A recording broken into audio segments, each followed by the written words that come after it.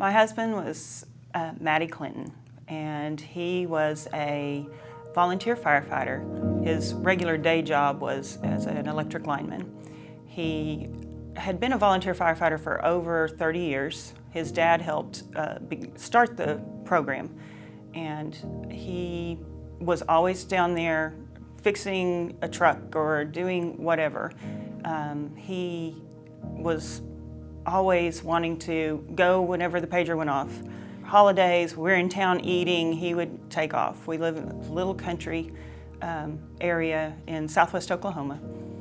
And he grew up out there. His dad was a preacher, and he grew up right next to the church and since he was 4 years old. And we had the opportunity to move back in that area a little bit after we got married, so we didn't live very far from there.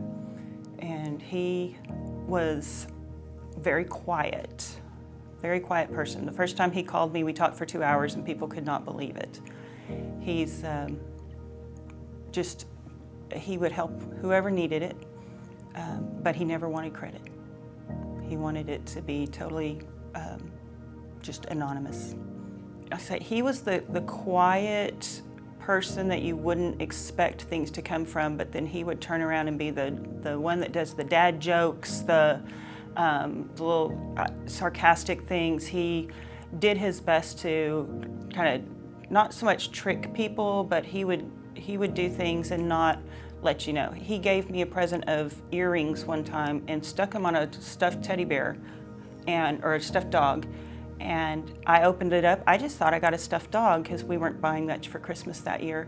And it was probably 30 minutes later that I noticed there were diamond earrings on it. And I said, "How long would you have let me go?" "Until you found them."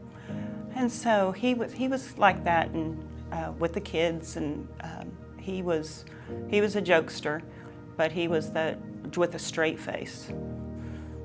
I think becoming a volunteer firefighter was important to him. He was kind of I won't say a danger seeker, but he did not shy away from it.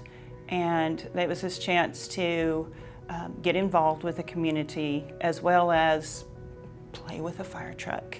He did it for a long time. Even we moved to a town a little bit far away, but he still would come back and come to meetings. He was still involved and still took calls and was active with that fire department. The Friendship Fire Department is really small. There's not very many, but he knew most of them. Several of them he grew up with, he went to high school with, or they were in the community. He was one of those guys, everybody liked him.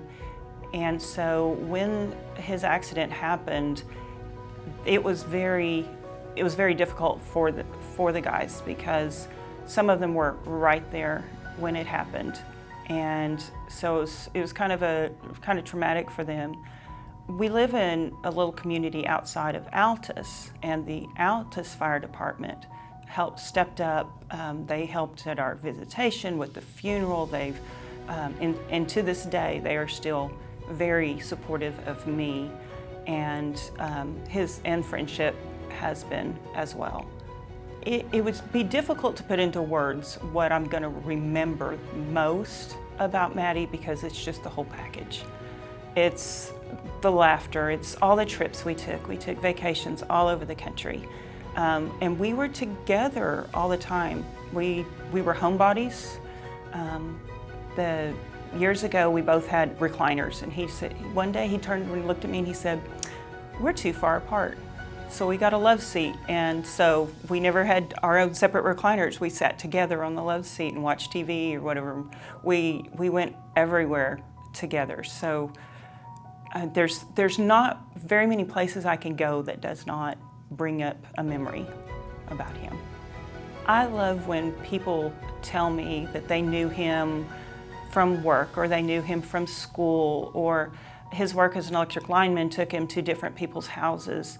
And I love when people come up to me and say, "Oh, he was such a great guy. I didn't know him before, but we just sat and talked." And I've had people tell me stories from the trouble he got into in high school or even before. Some of those I knew, some I didn't. But I I had somebody message me after he had died and told me what a wonderful guy he was. I didn't know this person, but she had worked with him.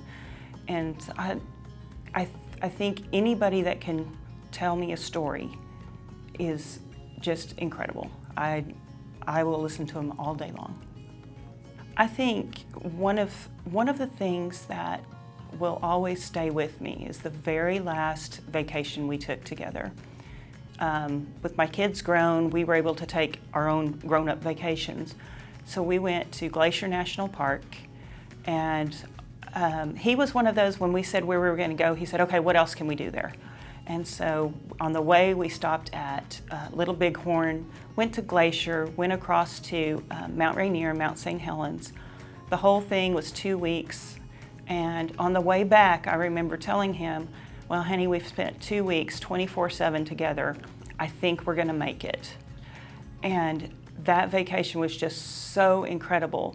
And it was less than a month when he died. And in fact, on that vacation, we had our 28th wedding anniversary. And so everything about it was just incredible. And so for that to be my last big thing, that's what I'm always going to remember. My girls are doing pretty good.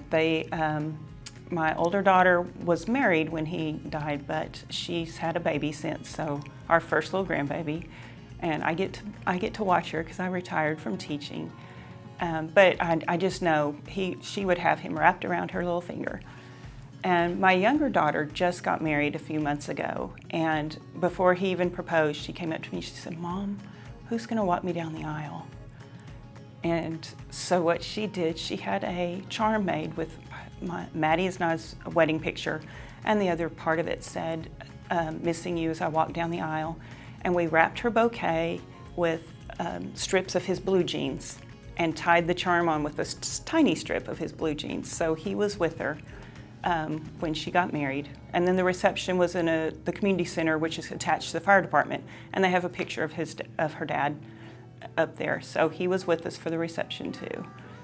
But so they're getting by and dealing with it as best we can. We were married 28 years, but we were together 32 and a half.